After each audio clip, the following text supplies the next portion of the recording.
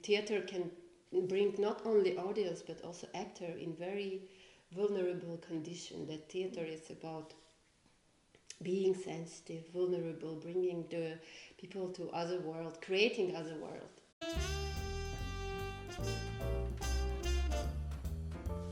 Welcome everyone to another exciting episode in Conversations with Yamile. Today I am thrilled to have with me Makhina, who is a remarkable artist whose journey is as compelling as her performances. Makhina is not only a great dancer, she's also, in my view, a very entertaining storyteller.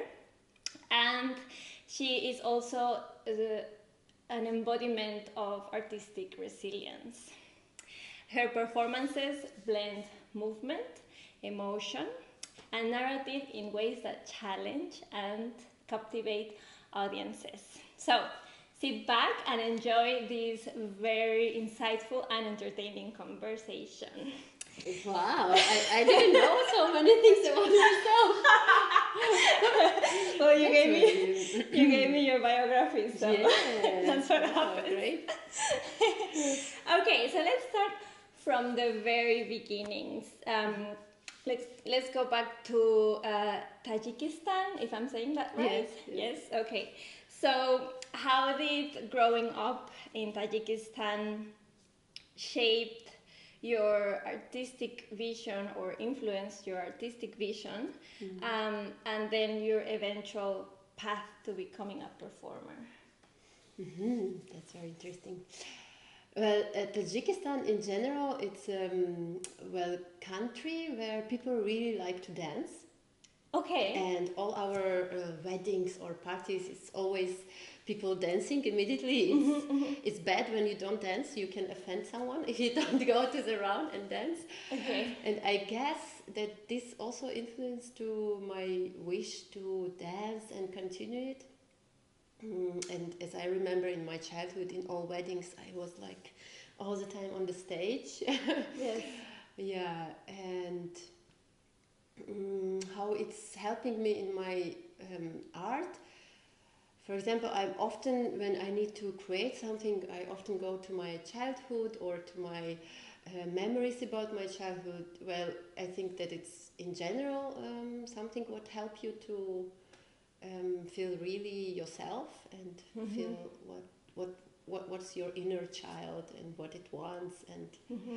Yeah, and as you remember in our performances, I already used 2 times as parts of a biography and very strong memories. Yeah, so yeah, it helps. The memories of Tajikistan helps a lot, and it was there quite well. First of all, it's a Muslim country, and it's also very strict with rules, religious, and with women relationship. And I think I felt very strong this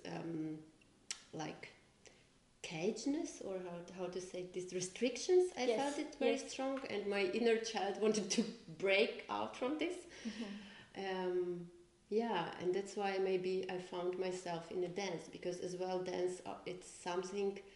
Well, as a child you can dance, but especially go to the stage as a woman, it's not allowed. Mostly if you go in professional dance, like we have this traditional dance, it's mostly you can go if your family, I don't know, have some mix with Russians, for example, but if you're from traditional family, then it means that you are, let's say, prostitute or very from bad family and things like this.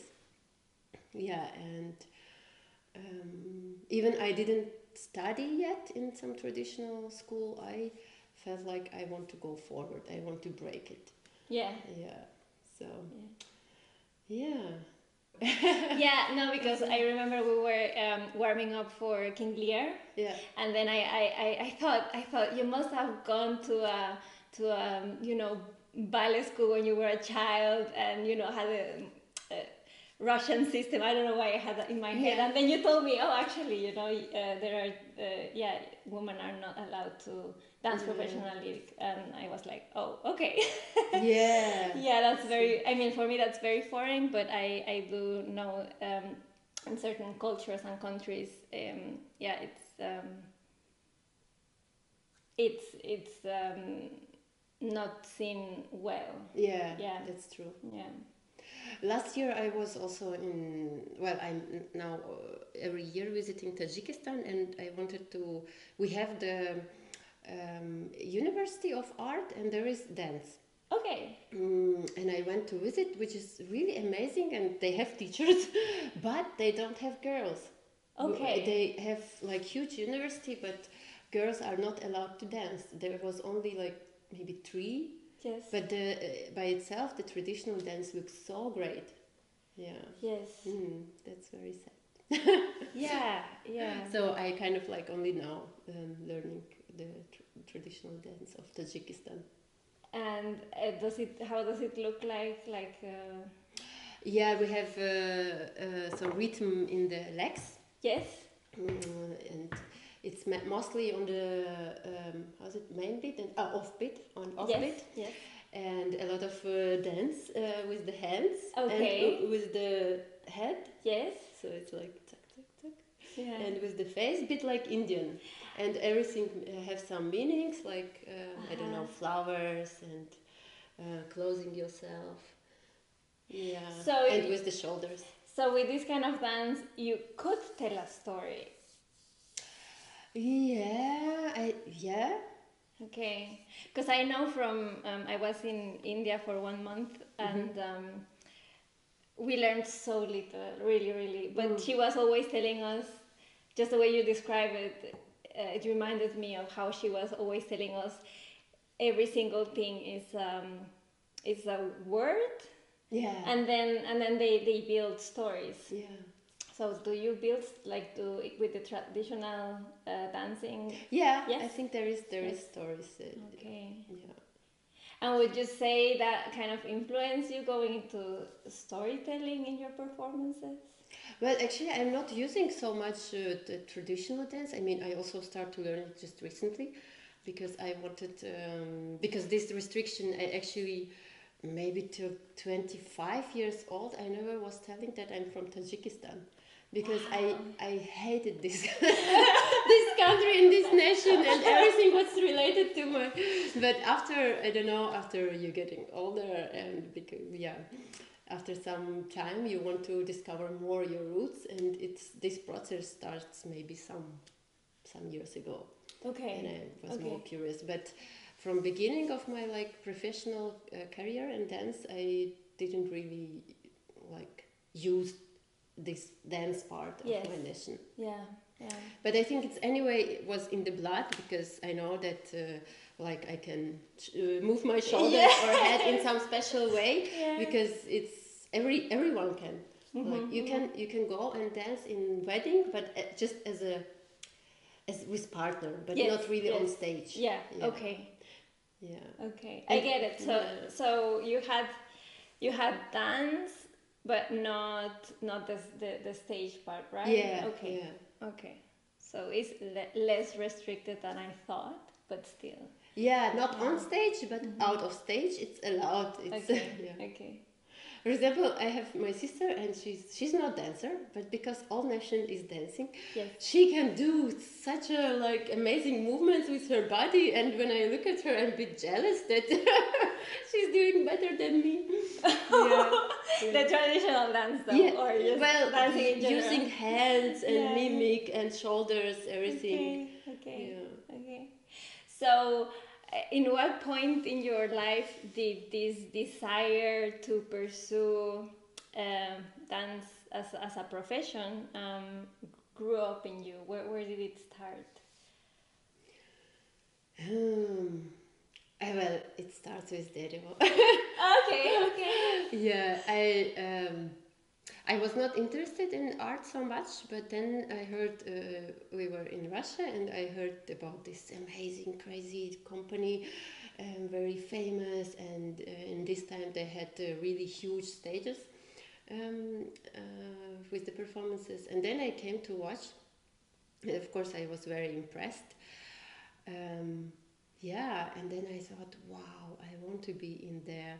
And I start to search the ways of connections, and then I met with Max Didenko.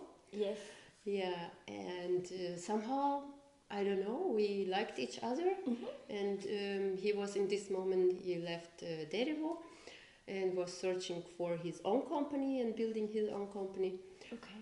Yeah, and I don't remember how exactly it happens, but he was kind of like doing casting, and I was there, and he liked me, and we start to work, and maybe from Max I start to understand what is it actually, this physical theater dance, what is it to express yourself through stories, through dance, through images. Yes. Yeah.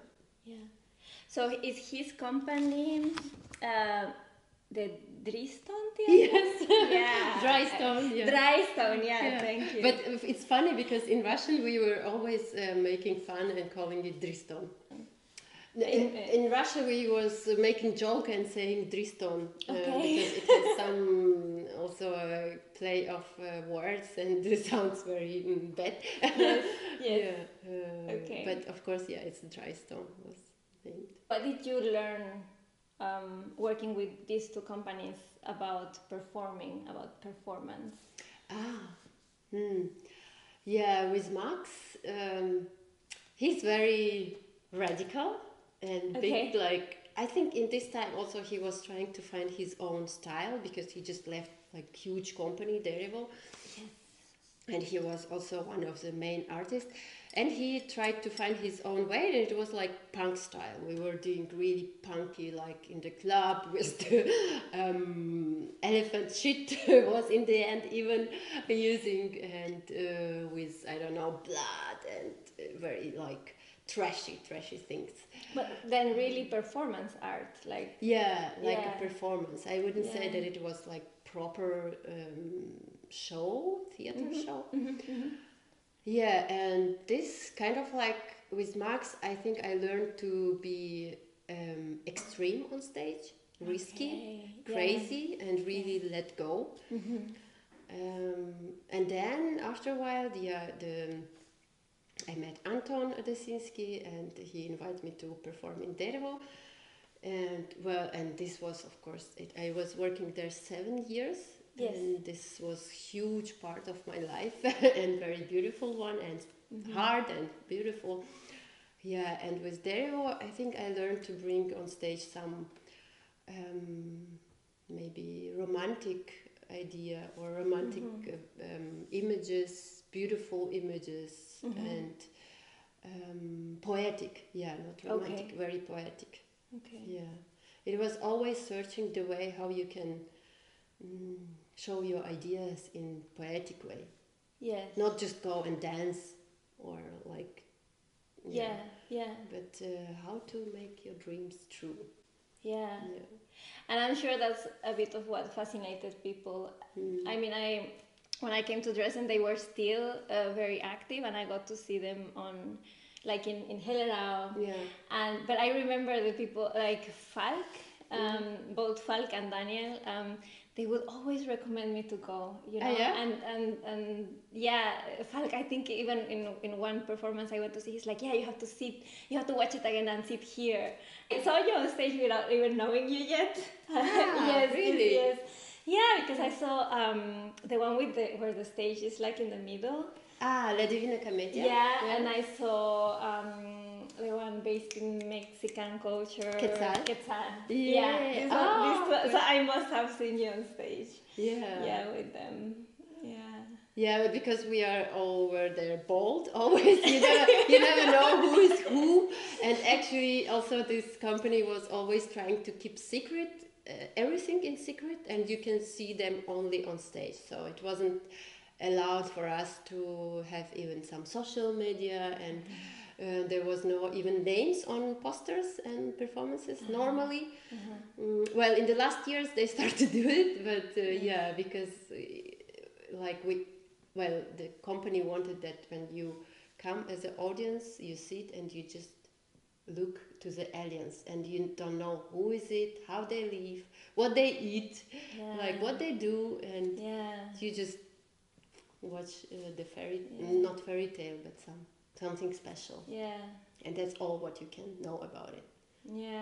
To keep this mystic. Makes a lot of sense, actually. Yeah, because it was so I'm still like all my knowledge which I collect with them, I'm still using, and I'm still like impressed about, and Elena and Anton, what they are doing, and as a person. So for me, it's one of the greatest teachers I had, and I'm very thankful to my life that I was so lucky to be there. Can you share, like, before we move into other subjects in your path, can you share one experience like that that you would say, okay, from all of these performances, or even outside the theater, working with DEREVO, this is the one thing that it's like a highlight or super remarkable? I think it was what really changed my feelings and my things when I just came to DEREVO and we just performed. I was so young. Actually, I didn't even realize in this moment that, wow, I'm in such an amazing theater company. It was so, for me, like, normal, because I get there very easy. When you didn't get it with some like hard things, you don't value it so much. And performance finished, and there was cloud on stage, and Anton just was staying behind the stage, and he was so like, or empty, or like in very sensitive condition, and I was staying behind the stage, and I thought, and Lena was also there, well, all company, and it was such a sensitive moment. I look on the stage and I thought, wow, I couldn't imagine that the moment can be so tender and so sensitive, and in this image of empty stage, the audience is going away, and cloud is coming, and music of Daniel there, and everything. I felt, wow, you don't need anything in this moment. Like, you don't need any, I don't know, drugs or to feel here this, to be so sensitive. And I think in general, it's always was about like being very sensitive in this moment on stage. And You would say like being vulnerable, or vulnerable. I felt like I'm very high, Okay. I thought, did I took something or not? Well, it was just so, it was just in other world. In this moment, I of course never would forget, because for me it was clear that theater can bring not only audience but also actor in very vulnerable condition. That theater is about being sensitive, vulnerable, bringing the people to other world, creating other world. Wow, that's very beautiful. Thanks for taking the time to remember.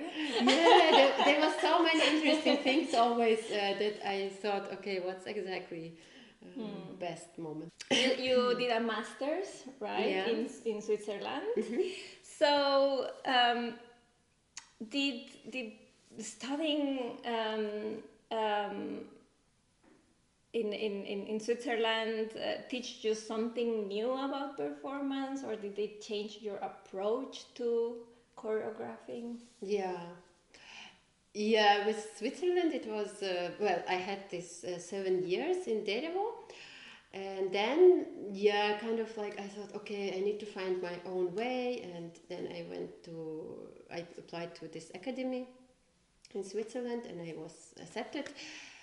And then it was really hard time of fighting with everything what I had in DEREVO, because they knew who is DEREVO, who is Anton, and which kind of performances we do, and they wanted that I forget it all and try to find my own way, and it very big fight.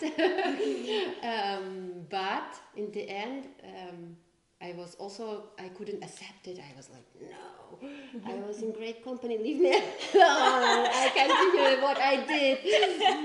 Yeah, but they are very smart and really professional teachers. And in a way, in the end, I understand that they teach me to, first of all, create the stories, to have dramaturgy. Because in DEREVO it's anyway was a bit like there was narratives, but there was no clear dramaturgy, so it was always a bit like abstract. And I get used to be in this abstract world, to have just atmosphere. And in academy they teach me to have dramaturgy in my stories. And that was really hard. Actually, I found it very, very hard in the dance or in the physical theater shows to create the story. Okay. Yeah. Okay. And that's challenging a lot. It was challenging for me. Yes. So, and they pushed that in the end we had to create our own show. Yes. And they pushed me a lot to have dramaturgy in my show. Okay. Yeah. Okay. But I think I managed it. So the story which I create there, it's really it's clear and understandable. Yes, it's the red herring. Yeah. Yes, Yeah. I saw an abstract of it. What was what inspired you to create this piece? Because it's about someone preparing for a performance, right? Yeah, it was. Yeah. So actually, also it was 2 years of study, and in the end you have to make this show. And I was choosing one topic, then another topic, and it was all like didn't work. And they were like telling teachers, "Oh, but it doesn't work. The story what you want to tell, it doesn't seem like it's really touching you." Or They would tell to you. Yeah, the Okay. teachers. Yes. Yes. But I think in general to find a topic. Yes. It's quite hard, and really follow it and really push into it, because mostly you have as an artist some idea, and this idea can be very big. Yes. But to go really deep and find exactly one spot and be very clear, yes, it's very hard. You always you have idea, and then you go tack, and this, and you think that it's everything about it. Yeah, that's but true. It's not. No? True. Yeah. And then I was so angry, and I thought, I don't know what to do. I cannot choose any topic. And I just went to the stage, and I started to make joke about that. I don't know what to do. I don't know what to choose. I don't know what to tell. I cannot choose the topic for my show. I cannot choose the costume, and I just was very angry. Yes. And this angriness created the story. Wow. And then everyone was laughing, it has some feedback. Everyone was laughing and thinking that I already performing, but I was not. Really? Yes. Oh my God. I was like, and then, I'm using this helmet. Yes. Also, I saw one of my friends. I said, maybe I try your helmet, and in the moment. Yes. That's so cool. So I was improvising, and then it took some energy back, and it started to work, and everyone then was coming to me and saying, "Wow, it works so well! It's so amazing!" And I was like, "Really?" Okay. So it comes from moment. Yes. Yes. Maybe a moment of angriness, being angry at yourself. Yes. No? Yeah. The way you describe it happened, do you think it had something to do with the way DEREVO would work? Like Anton, that he would ask you to bring something and then from there work it? With DEREVO also we had most of the time some topic, which already was chosen by Anton, by Anton Yelena. But also we could improvise a lot in different topics. But I think this creating from angriness, it also comes from DEREVO, because Anton also really liked to make you angry, to take out from you really inner this wildness and what you really want. And most of the time he could make you really angry and go to stage and just like Yes. yeah, Yeah. let it go and show everyone that you can do it. Okay, that's Yeah. interesting. So would you say that this red herring moment, which was not planned, but it was kind of like a culmination of your experiences until that moment? Yeah, could be. Yeah. When I watched the performance and there was this after speech, and you said, yeah, it came from the process of preparing, but I didn't know it happened like that, like so spontaneous, and that's very interesting. And so, yeah, compelling that you realized, and so you took your power as a performer. Yeah. Yeah, that's interesting to remember that you need to really get angry maybe in some moment on yourself to to be powerful. This weakness, as it there is expression. Your weakness bring you your power. Yes. Yeah. Yeah. Cool. We've worked together in pieces from Daniel, and he, like in one, he asked us to tell a story, and then in his most recent work, King Lear Variations, he asks you to tell a story, and I think you're very talented, and it comes to you very natural. Where would you say that comes, like this natural way of just taking a microphone, or even without a microphone, you just tell a story, or you even like write them yourself? So where does that come from? I think so. I really don't know. It's really hard to answer. I never was thinking about it that it's something special.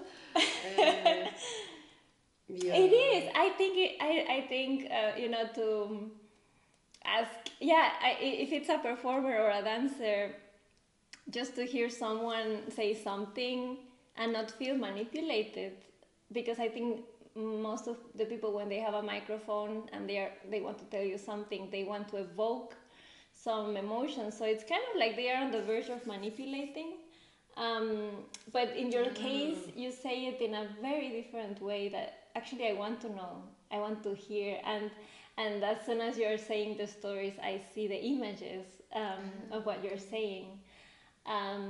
And maybe, yeah, as you say, you didn't know you had that talent, but Daniel definitely saw that in you. Okay, that's nice to hear. But would you be able to identify where does that come from? Yeah, I'm trying to understand.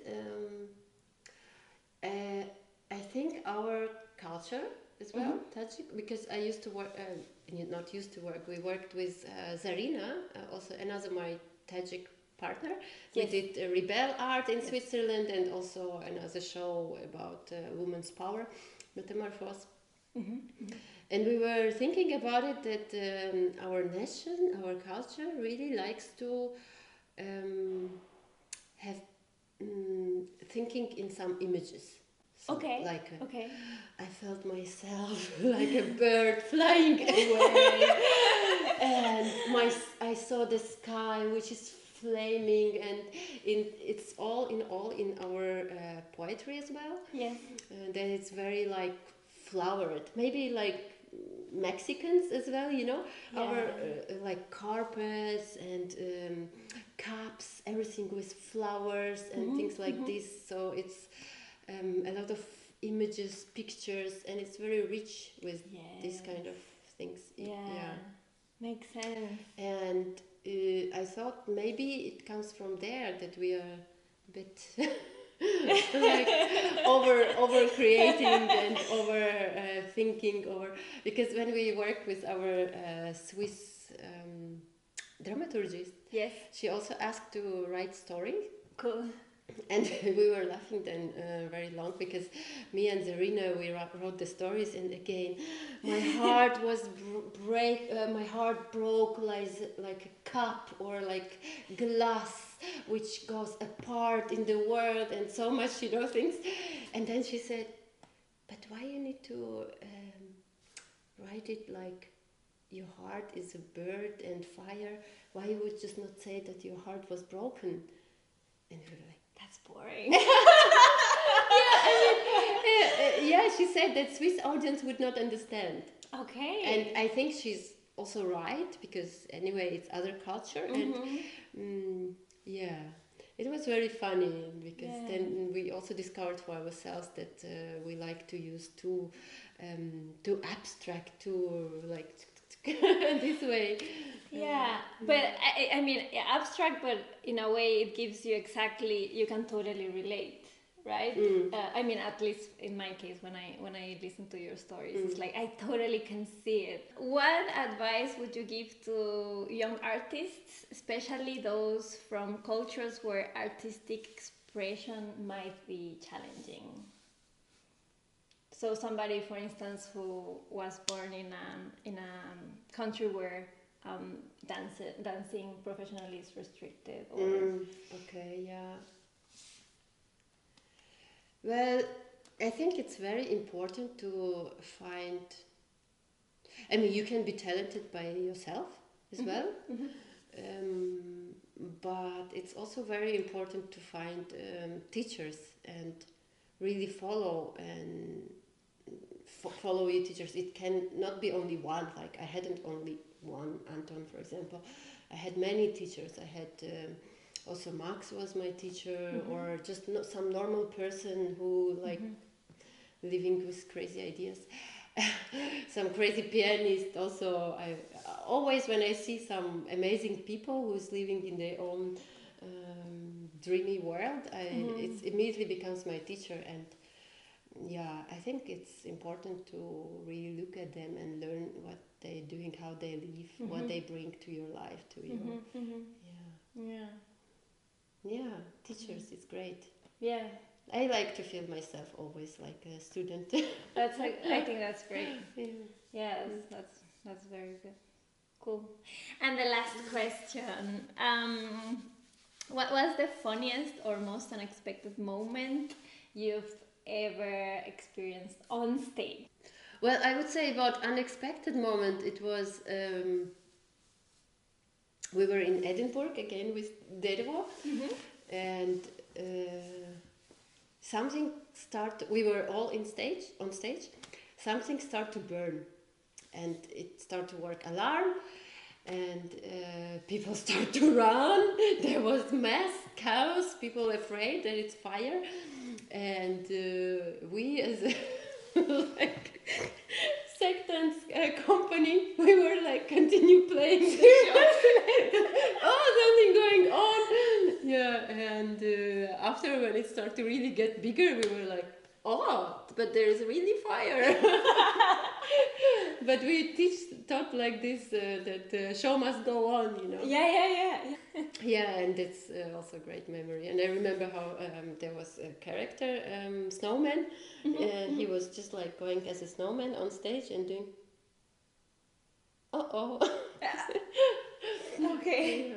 Thank you so much. Thank you, Yamile. That was very interesting. Thank you.